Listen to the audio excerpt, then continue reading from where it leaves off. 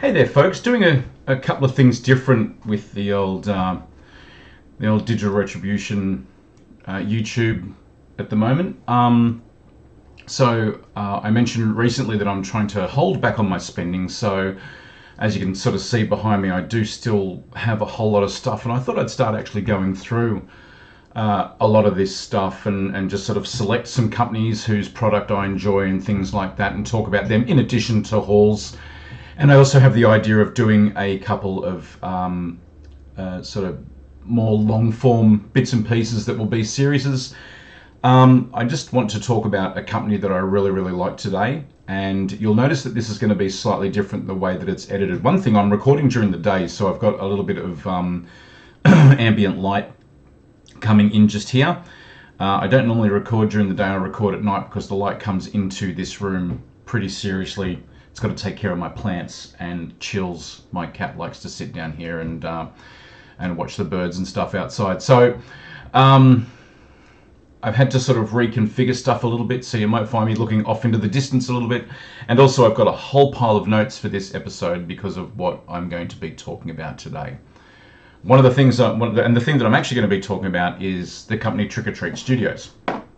Trick or Treat Studios are a pretty big horror company, and they make cool stuff like this Texas Chainsaw Massacre game, amongst lots of others.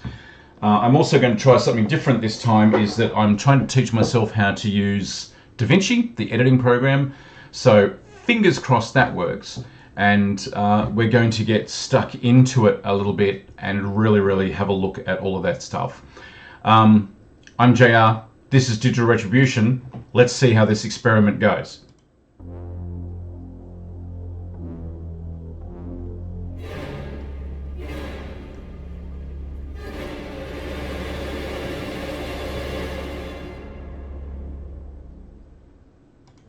Okay, so Trick or Treat Studios is a California-based company, and that were founded in 2009. They're really known for making like really super high quality horror products, specifically horror themed products. They started with a mission to revive the golden age of costume making and focused on detailed, screen accurate masks and props. I'm pretty sure that at some point, I only have a couple of replicas in my collection. I have a Harley Quinn baseball bat from the first Suicide Squad movie. I have a Nerf gun that's the MH181 assault rifle from Aliens, but it's a Nerf gun, and so as you fire the bullets, it counts down the Nerf bullets that come out. And I also have a Doctor Doom mask from the comics, which is sitting up here. But what I'd like to do is like to get a couple of horror masks to put up here, because at the moment I've just got like action figures and shit. And this, we're renovating at the moment, and this wall is going to basically be a black wall, and to have some backlit horror masks, I think would be pretty awesome. Yeah, so over the years they've expanded into doing board games, collectibles, costumes, props. They've partnered with major horror franchises like Halloween, Chucky, Texas Chainsaw Massacre, House of a Thousand Corpses. Their team is full of special effects industry pros, legendary mask makers. And because they're all fans of the product, they know what we as fans want. So they make stuff for us, which is really cool. I mean, like, I even have, you can't quite see behind me, so maybe when I do the editing, these two guys here are actually Trick or Treat products. So you've got the the airport zombie from Dawn of the Dead, and the zombie from Zombie, a zombie from Zombie. I'll flash them up on the screen, hopefully. So they've made a name for themselves with events like Hollywood Party Expo. Their product line is constantly growing with new franchises and licenses and stuff like that. Art the Clown seems to be going really super well for them. And they're also doing a fair bit of Goosebumps, which I find pretty exciting. More recently, they've partnered with Gwar, and so there's an amazing amount of action figures of in the Gwar band range. I don't normally collect music action figures. I do have somewhere sitting behind me a Papa Emirates from Ghost on a $666 bill from Super 7 or someone like that. But yeah, so But yeah, it's they've got some pretty cool stuff. Now, Trick or Treat Studios officially stepped into board game design with Halloween the Game, which came out in 2023. It was designed by Emerson Matsuuchi. People who know board games will know that he created Spectre Ops and Sentry. And this was their first foray into tabletop gaming and set the tone for their horror-centric lineup. Now, the company's long been known for all masks and collectibles. Board games were always part of their long-term plan. The team behind Trick or Treat Studios are lifelong gamers, and once they secured the rights to licenses, they dove in chainsaw first. There's some really massively cool product design, which I will go through, and you'll see flashing up on the screen as I talk about each of the game. And I'm going to talk about them in release order. I'm pretty sure I've got the release order right. I hope I've got the release order right. So I'm going to start off with Halloween, based on Halloween. So it's a one versus many format. One player becomes Michael Myers, stalks the neighborhood, while the others play Laurie Strode and the friends surviving the night. I kind of find it reminiscent of some of those one versus many games like Dead by Daylight and stuff like that. It's very reminiscent of that feel, but as a board game, there is actually a Dead by Daylight board game which kind of feels the same. There's a hidden movement mechanic. Michael Myers moves secretly across the board, only revealing his location when characters are looking directly at him, which adds to the suspense and paranoia. Like, if you're a character playing on the main board, the other character the other person playing Michael Myers is sitting there with his own board and moving stuff around. It's objective-based play. The survivors must find the kids, locate car keys, and escape while avoiding the killer. When I say find the kids, I mean like the kids that are being babysat. The game really leans heavily into the film's atmosphere. The art and mechanics really nail the look of the film. It's really good. It's a really simple game. There's a high amount of tension in it, which is what you want from a game that's like a one versus many, especially when the bad guy is off the board and you don't know where he's going to pop up. It's a lot of fun for the Myers player trying to be strategic and get themselves into a position where they can get it. The game plays at about 60 minutes. So I find sometimes bigger games outstay their welcome. You know, everybody complains about... You always hear board gamers specifically complain about how Monopoly takes too long, but they're more than happy to sit down and play Twilight Imperium, which is, 2 hours per player. So, yeah, this doesn't overstay its welcome. It's a good, tight, quick game. Like I said, designed by Emerson Matsuuchi. It's got a really great elegance to it. The design is lovely. Now, vision plays a key role in this game. Characters can only see Myers if he's in their line of sight, which affects your movement and planning. And that's so much fun in a game like this, to have something where somebody moves their piece and suddenly the Michael Myers players go, oh yeah, that's where I am. And having everybody go, shit, we know where he is. It works well across player counts. I think that it works better at 4. There is also, that solo versus group dynamic is a lot of fun. It does, because it was direct but made by the guy who made Spectre Ops, it does feel like Spectre Ops, which is with its hidden movement and deduction. It reminds me of also things like Scotland Yard and Letters from Whitechapel with that hidden movement mechanic, and Fury of Dracula as well, which is another great horror game that's been around for since the 80s. And it's one person plays Dracula, and Dracula's just trying to achieve an objective, and everybody else, I think it was originally 3 players, but I think the new version has 4 players, and they're all just trying to get Dracula. There's also a really, really cool box of minis that can be purchased with this game, because the game actually comes with little cardboard pop-outs, standees. If you're so inclined, you can paint those things. I like to paint miniatures. But I actually think that what I'll do with these is more do a thing called zenithal undercoating, which is what I'll do is I'll paint them black and then just highlight them with single colors just to give them a completely different look on the board, rather than you sort of picking them up and going, which of these is Annie and which of these is Laurie. That's just me. Having said that, I'll probably just paint them. So the next game that they brought out was Texas Chainsaw Massacre, which is the one that I held up in the preamble. This is a cooperative survival game where players work together to escape the Slaughter family's clutches by finding gas and the van keys before Leatherface fills the meat hooks with them. The core mechanics are basically a press your luck. You draw tokens from a bag called the Horrid Bag, which honestly looks like a gigantic scrotum. If you pull out too many Leatherface tokens, he goes berserk. It kind of reminds me, there's a Friday the 13th board game, and it kind of reminds me of that a little bit as well. Token-based actions, so the action tokens let you move, search, trade, interact with the board, but Leatherface and the family tokens escalate the danger of what's happening on the board. You can play as Sally, Franklin, Big Ed the truck driver's in it. Every character has a unique ability that can turn the tide. It like really changes the dynamic when everybody has a different thing that they can do. The board's got 50 tokens on it. Some are helpful, some are terrible.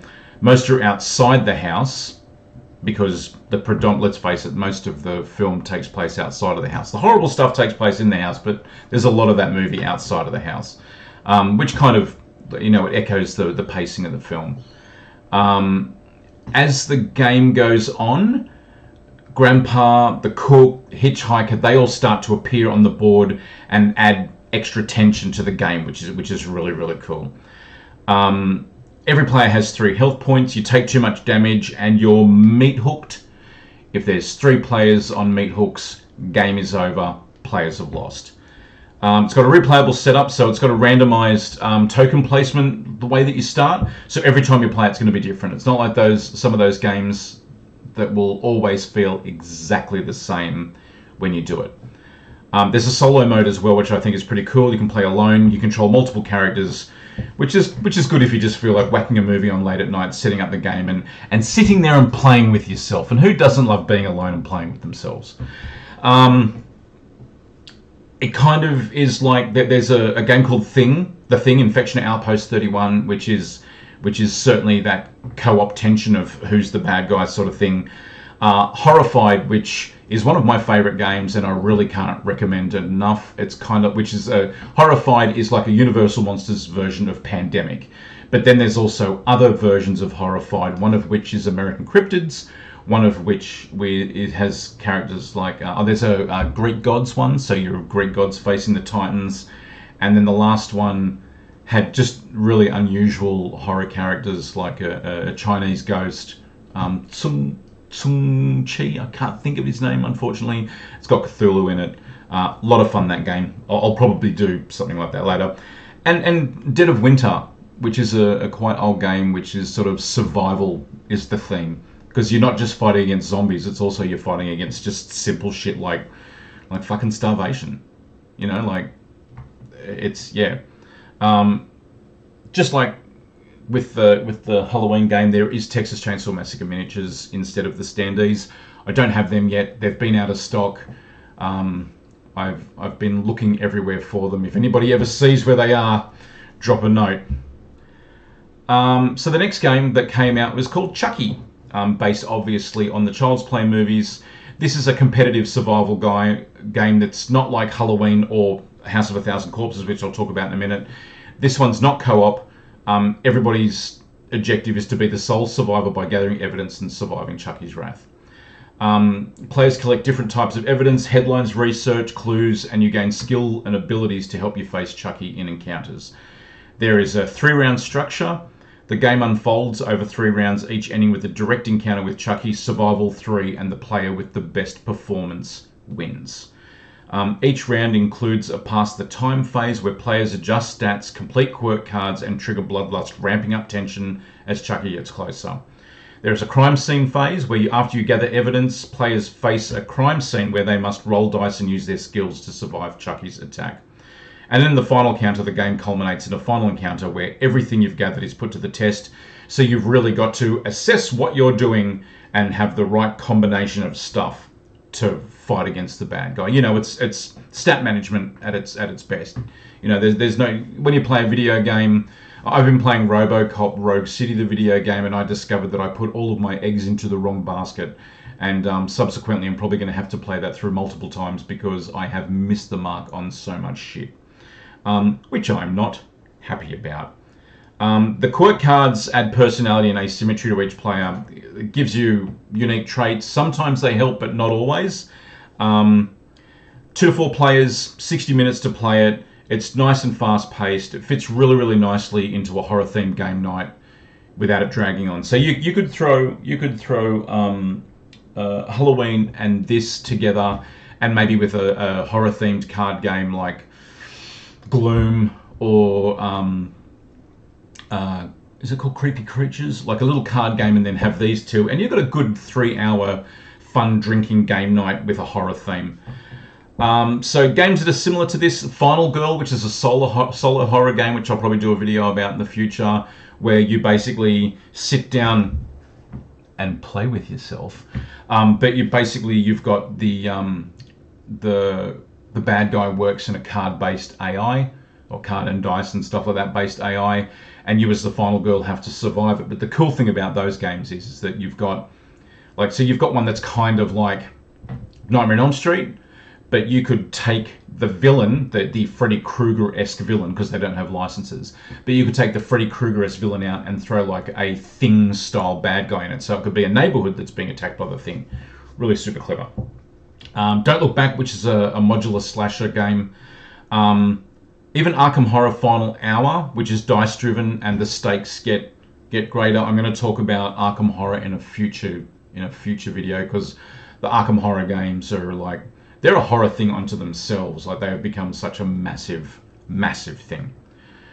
And finally, of the games that I've got, I am going to talk about another game that I don't have in my collection because I haven't been able to get it. House of a Thousand Corpses, the game. This is a cooperative game where you're the bad guys. You take the roles of the Firefly family, working together to hunt down victims, fill the blood meter, deliver the corpses to Dr. Satan before time runs out. The central track measures your progress. You win by maxing out the blood meter before the end of the 4th round, and if you fail, the cops shut you down. Each victim can be killed outright or delivered to Dr. Satan, as I said, for a more surgical outcome. Your choice affects how much blood you earn. You kill them in the house, you get less blood than if you manage to drag their corpse or their body to Dr. Satan to do with what he will. Of course, Lieutenant Wydell is in the game. In normal and nightmare modes, the sheriff stalks the house, blocking rooms and disrupting your plans. It's kind of like I don't know how to put it. It kind of sort of trips you up because you think that you've got things set up, and next minute he's in the room and you can't do the things that you want to do. There's search and seed decks. The board is seeded with face down and face up cards. Some are victims, items, barriers. Searching rooms is the key to finding who or what you need. There's adrenaline cubes, which is what powers your action. You have to manage them with your characters. So like if you use too much adrenaline, you're sort of too tired to do other things. There's difficulty modes in a board game, which is great. There's a beginner version which doesn't have the sheriff in it, and there's a nightmare mode which has a tighter blood meter track. And the game scales as you play it. As you get better at it, you can make it harder for yourself, which is something that Horrified does as well, which I think is really, really cool. There is a solo mode where you control 3 Firefly characters, and there's even you can flip the board for a solo setup. Honestly, while I don't mind a solo game, I don't like games where it's just like, we have a solo mode where you play as multiple players. I mean, chess has a solo mode if you're more than happy to be both black and white. Like, I don't get it. I played a game called Marvel United recently that have a solo mode, and it was just basically pick 3 good guys and play them yourself.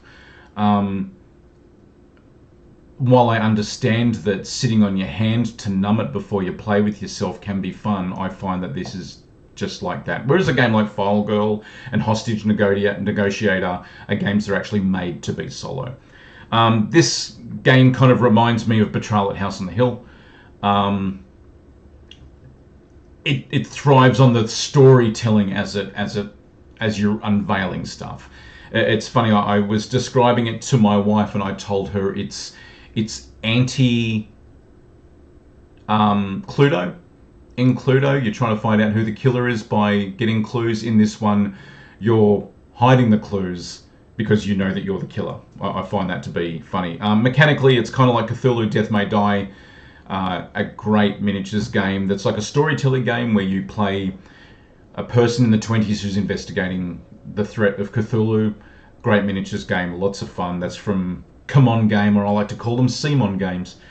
And also Flashpoint Fire Rescue, which is a crisis management game. But it's obviously House of a Thousand Corpses, so it's darker and gorier and all of that sort of stuff. Again, great addition to this game. It's got a box of miniatures that you can replace the standees with, and I think that's an absolute cracker. Now, the other game that I was talking about is Trick or Treat have partnered with Reiner Knizia on a game called Nightmare Productions, which is a reimagining of a classic auction game of his called Traumfabrik, which I think was called Hollywood Blockbuster, and I think it was also called Dream Factory. Now, I'll just point out that Reiner Knizia, if he has a horror comparison, it would be John Carpenter. Like Knizia, Carpenter has a deep catalogue of his stuff, from Halloween to The Thing to They Live to Prince of Darkness. Everything is distinct, but you know that it's his. Knizia is known for tight, elegant designs. He does a massive amount of stuff with hardly anything. Most of the time you'll sit down with his games and go, how the fuck did he do this? Because like the actual design of the game is so impressive. I'm a big fan of Reiner Knizia. I've got, as a sad reveal to my addition to loving all my horror and movie stuff, which you can see here, I love board games. My garage has been converted into a board game room. There's about 650 board games, and I reckon about 200 of them are horror board games, and I reckon about 100 of them are just Reiner Knizia games. So in Nightmare Productions, players run horror movie studios, bidding on creepy creatures, chilling music, spooky props to make their films. The twist is that if you win an auction, the money you spend gets distributed to the other players. So if you bid too much for something, you're handing out the money to everybody else. So you're not paying like a bank, like a Monopoly. If I'm bidding on this thing and it costs me $10 and I'm playing with 3 characters, that $10 gets distributed amongst them. It's very much the elegance that is Knizia's signature, and then it's got Trick or Treat's design, and they have some amazing designers on their stuff, like Terry Wolfinger, and who else is there? There's I'm just looking down at them now.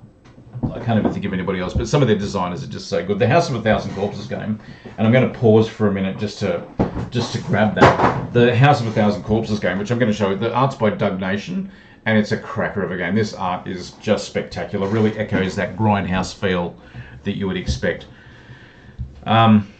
Now, like I said, I've bought all of these games myself. This isn't a sponsored video from Trick or Treat. I bought these games from retailers like Gamology and Mill Sims in Victoria, and I think I may have bought one of them from the Gamesman in New South Wales.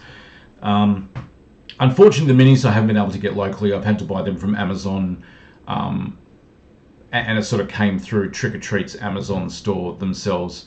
I'd like to find somebody local to get the Texas Chainsaw Massacre ones. If not, what are you going to do? It's just going to have to be one of those things where I have to use Amazon again. I don't have a problem with Amazon, but it's just one of those things that I'd rather give the money to somebody local.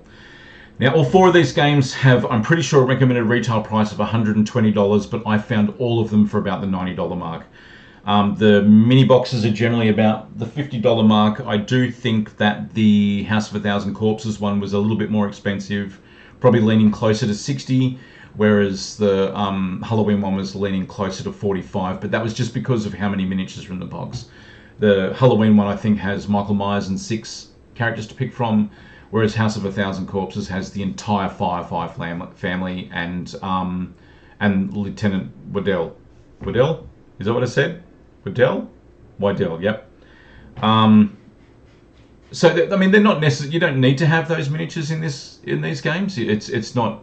This game isn't going to be as much fun without the miniatures. And if anything, if you're not a miniature painter, just having the grey blobs might not be as much fun as the standees, because the standees are full color art. But I think that the miniatures, if you're a mini painter, or if you're prepared to do just the single color thing just to make them look a little bit interesting, totally worthwhile. Yes, honestly, I'd only buy the miniatures if you're either a desperate, rabid completionist and must have them, or if you're going to paint them. So that's my little look at the Trick or Treat games. I'm hoping that they're going to do some more. I'd love to see, even though I don't necessarily rate the Terrifier movies that high. Well, honestly, I've only watched the first one and I haven't watched the other two because the first one I was just like, okay. But I would still like to have an Art the Clown game. And maybe some miniatures and stuff like that. I think Terrifier is one of those ones that I need to watch again and again and again because I really, really need to. I don't think I'm absorbing it properly, or maybe I'm in the wrong mood because it ticks all of my boxes. Like clown bad guy, I love clowns. I am a clown. I was trained as a clown. I went to circus school. Like I am a clown. I do YouTube. I'm obviously a clown.